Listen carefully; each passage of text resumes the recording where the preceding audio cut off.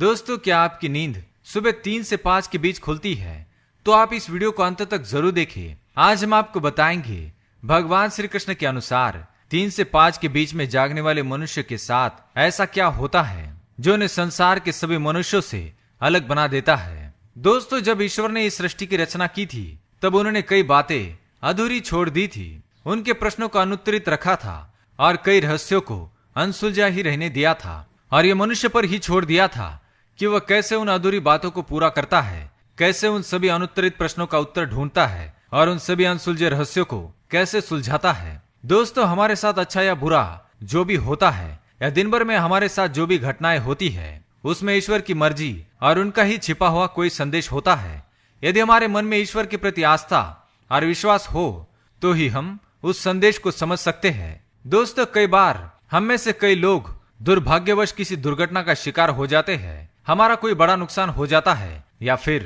हम किसी परेशानी या मुसीबत में फंस जाते हैं, तो निश्चित ही ईश्वर ने हमें इसकी पूर्व सूचना सांकेतिक रूप से किसी न किसी माध्यम के द्वारा अवश्य ही दी होती है, और ईश्वर के इन्हीं संकेतों को हम समझ नहीं पाते हैं। ये संकेत हमें अनेकों माध्यम से मिलते हैं, जैसे हमारे आसपास या हमारे साथ होने वाली असामान्य बातें, हमारे घर के किसी भी व्यक्ति या बड़े बुजुर्ग द्वारा हमें किसी काम को करने से या घर से बाहर या दूसरे शहर जाने से रोकना, किसी को भूलवश बहुत सारे पैसे दे देना या किसी भी कागजात पर बिना पढ़े साइन करने से मन ही मन घबराहट होना इत्यादि। यहाँ तक कि हमारे सपनों में भी भविष्य में होने वाली घटनाओं के कई संकेत छिपे होते हैं। यही नहीं, हमारे साथ यदि कुछ अच्छा भी होने वाला होता है तो भी हमें ईश्वर के द्वारा कुछ संकेत मिलते हैं। भगवान श्री कृष्ण ने गीता में कहा था